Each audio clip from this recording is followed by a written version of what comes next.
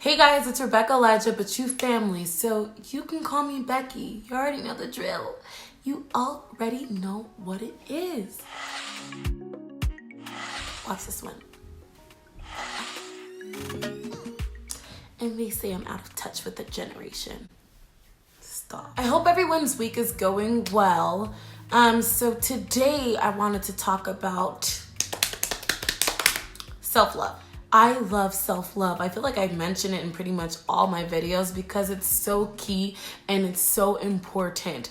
And I believe everyone should go through the process of self-love. Everyone needs to embark that journey on their own. But I think it's very important for people to know a few things before they get into their self-love journey. So today we're going to talk about 10 things that everyone should know while entering into a self-love journey. Numero uno. That's one in Spanish. Side note, I might be a little weird today. It's just one of those days where my personality just wants to pop forth. So, sorry. Anyway, number one, it's necessary. Self-love is necessary. Honestly, I believe that self-love sets the foundation for you to be loved by others, and it sets the foundation for you to love others properly. It also sets the foundation of how other people will view you. If you don't love yourself, it's gonna be hard for other people to love you. People will view you and see you the way that you see yourself.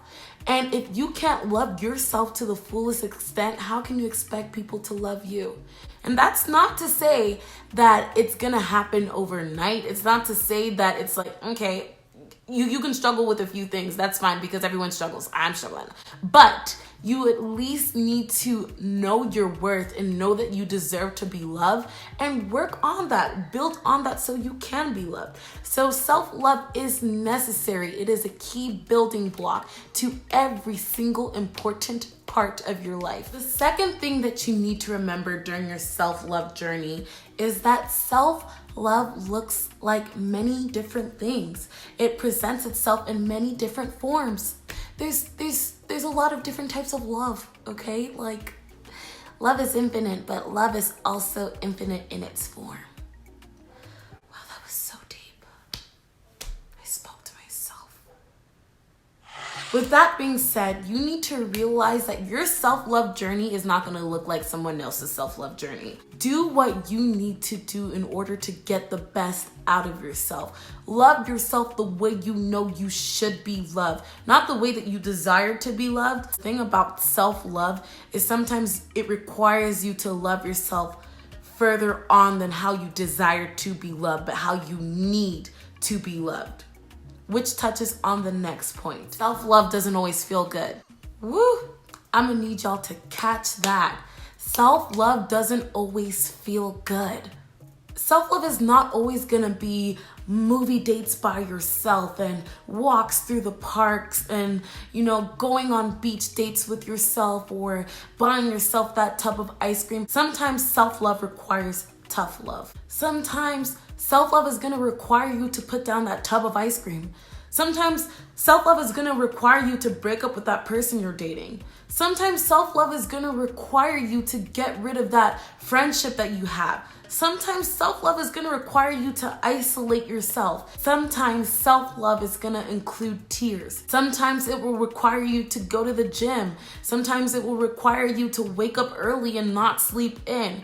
It requires you to be responsible. And that's the part that people forget to tell you about self-love. It's not always gonna be daisies and sunshine. There will be some days that are tough, but just know that not only is it necessary, but it's gonna make you better and it will make you love yourself more. The fourth thing you need to know about self-love, it's that it's a journey. It's not just a one and done. Oh my God. I wish I knew that when I did my first, you heard me, first self-love journey. I thought, okay, I came to the end of it. I loved myself the way I was supposed to. I did all the hard stuff and the great stuff. I went to the movies and saw Captain America by myself. So I love myself. 3 weeks later, I was crying in tears and more stuff that was coming out of me that I didn't know that was there. Self-love is a journey. It's an everyday process. It's not, you can't just, it's not something that can just be complete. Every day you elevate, every time you reach a new season, it requires a new type of love. It requires a new type of self-love. So be kind to yourself. Don't expect yourself to love yourself completely in one day and then be like, what's wrong with me? I just did the self-love journey. Jesus Christ, I should love myself like... No. Breathe. It's okay. You're human. Things come about. As more situations come to you, there are going to be more times and more things that you need to process through a self-love journey. It's not a one and done thing. It's okay if you feel like you still have things that you need to work on. That's just life. And that leads me to the 5th thing. Self-love will require you to be kind to yourself. Be kind to yourself. Be kind to yourself. Sometimes people don't know how to be kind to themselves because they've expected so much of themselves for such a long time, or they've been just so hard on themselves for a long time. So you may be asking, how do I begin to be kind to myself? I want you to start by saying this. I accept myself for where I am and who I am, and I'm excited to begin to love myself. I love myself from this moment forward, and I will begin to love myself more and more each day. Just start off with that phrase. If you have to pause this, rewind it, and look through it and say it over again, do that. But it's important that you have a starting statement of love. Let that be your starting statement of love, and then build on it. As you begin to build on it, start writing affirmations and repeat them to yourself and recite them to yourself in the mirror. And every time you think a negative thought about yourself, condemn that thought and begin to speak the positive of that thing. Speak life into yourself. It's a challenge. Sometimes it's so easy. It is so easy to talk down on yourself like, oh, I could be better at this. I need to be doing this. Why did I do that? But you need to be kind to yourself. And it's a habit. And you need to develop this habit. How do you develop a habit? You become cautious and make sure you practice doing that thing every day. So practice speaking positivity into your life. If there's an area in your life that you don't like, if there's something about yourself that you don't like, start to say, you know what? I love this about myself. I love this about myself. And repeat it, repeat it, repeat it. I challenge you and I dare you to do this for 60 days and watch what happens. You will begin to love yourself and you'll just have this new perky energy about yourself. But you need to be kind to yourself from the beginning. It's not easy and sometimes it will feel awkward. But the more you do it, the more you're kind to yourself, the more you begin to love yourself, the more that love begins to manifest in you and outside of you, and it will show, it will reflect on your appearance and the way you carry yourself. Be kind to yourself. The next thing you need to know about self-love is that sometimes it feels lonely. It will get lonely sometimes. Sometimes people won't necessarily understand why you're doing the things that you're doing or why you're putting yourself first, but it's because you've never done it before. And it's time to change that. It's time to put yourself first. The journey of self-love is a time for you to be selfish. It's a time for you to get to know yourself. And sometimes when you're getting to know yourself, you have to close people out in order to know you and not be influenced by what other people know about themselves. For me, I noticed that when I was starting the self-love journey, I thought that I knew myself, but I didn't realize how heavily influenced I was by what my friends liked. And I just took that on and was like, oh, I like this too.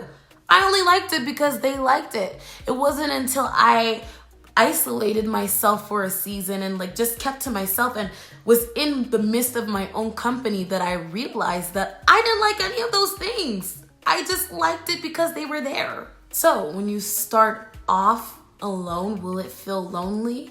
Yes, but the more you spend time with yourself, the more you begin to enjoy your own company. And it's no longer a feeling of, oh, I'm alone, but it's, oh, I have an inner peace. I'm with myself. I'm home. You will begin to view yourself as a place of a safe haven instead of a place to escape. Because when you are struggling to love yourself, you try to run away from yourself and into the midst of other people. Only when you're by yourself are you able to deal with those things and truly see who you are and what it is that you're trying to run away from. Once you address those things and take care of it, and once you figure out what you like for yourself, you're no longer afraid of being by yourself because you are your home. And that ties into the seventh thing. Self-love will reveal faults in yourself that you didn't know was there, and faults in the people that you associate yourself with. Woo! This part. I didn't realize how many things I needed to work out within myself until I started the self-love journey. I was so tough on myself. I thought so poorly of myself, and I did not even realize all those things until I started this self-love journey. Self-love reveals the things that you're trying to keep hidden. It reveals the things that need to be exposed and disposed. It also reveals the people who were actually tainting your perception of the way you viewed yourself. As soon as I stepped out of the world and I came to myself and I was like, look, we need to reevaluate the way you're viewing yourself because you're heading down the toxic road, okay? Let's love you. Let's love you. As soon as I got into that process and I took time to love myself and I began to actually really feel love for myself, when I went back into the same friend groups that I was in, I did not realize that my friend groups were actually partially the reason as to why I was feeling the way I was feeling. I had to step away and love myself in order to expose those areas and remove the people that I needed to remove. And once I did that, boy, wow, I felt so much lighter in myself. And that's not to say that there was anything wrong with those people, but some people may not be right for you. They could be good for someone else, but for me, they were not good for me. So as you're loving yourself, pay attention to whether the people that you allow in your life are actually aiding you in loving yourself more, or if it's working against you. And if it is, this is part of that tough love part that we talked about earlier. You're going to have to cut those people out because you need to do what's best for you. Number 8, self-love requires you to forgive yourself and forgive those who have hurt you. You need to forgive yourself. Let it go. Don't allow yourself to think so negative about yourself. Love yourself enough to forgive yourself of your past mistakes. Because in holding on to that, you don't know what you could be holding yourself back from. Let today be the day that you forgive yourself. Forgive yourself for your future. Forgive yourself for your future generations. Forgive yourself so that you can live and you can breathe and you can love to your fullest potential. Forgive those who have hurt you. You know, sometimes we could be holding on to someone or something that someone did and not even realize that they don't even remember. They don't even know that you're upset. They don't even know that you're still holding on to that thing. But that's the thing about forgiveness. Forgiveness isn't for the other person. It's for you, so you can move on. There's no point of holding on so tightly to that anger and to that pain. If you're holding it in your hands like this, where's the happiness and joy gonna fit in? You have to let go of it. so that happiness and that peace and that joy and that love can come into your life. Forgive. Number 9. So even though earlier I mentioned that self-love is your time to be selfish, self-love is not at all selfish. It's actually selfless. It's a selfless act of surrender to not allow social media, people, or pain, or your past keep you from what you truly deserve, which is love. It's surrendering negative thoughts, emotions, or ideas about who you are and who you're supposed to be and leaving it to die. Like you lay it down to rest. That's what self-love is. It's the most selfless thing that you can do for yourself and for the people around you, which ties into number 10. Loving yourself properly makes you the most selfless person, because when you do that, you are able to give the best version of love that you can to other people, which is unbiased and untainted. It's unbiased and untainted because now you don't have those self-deprecating thoughts influencing the way that you viewed love at that time. Your lenses are clean and you're able to see love for what it truly is. Pure happiness, joy. It's just like the saying, hurt people, but loved people love people. That was kind of cool. Well, guys, that's all I have for today. Those are the 10 facts that you need to remember before you enter your self-love journey. And I hope it helps you. Let me know how it goes in the comment section below. If you ever have any questions or you need advice, don't be afraid to DM me or hit me up on Instagram or Facebook. And yeah, I love you guys and I'm excited to see how much you love yourself. Enjoy your day and happy Thursday. Bye, guys.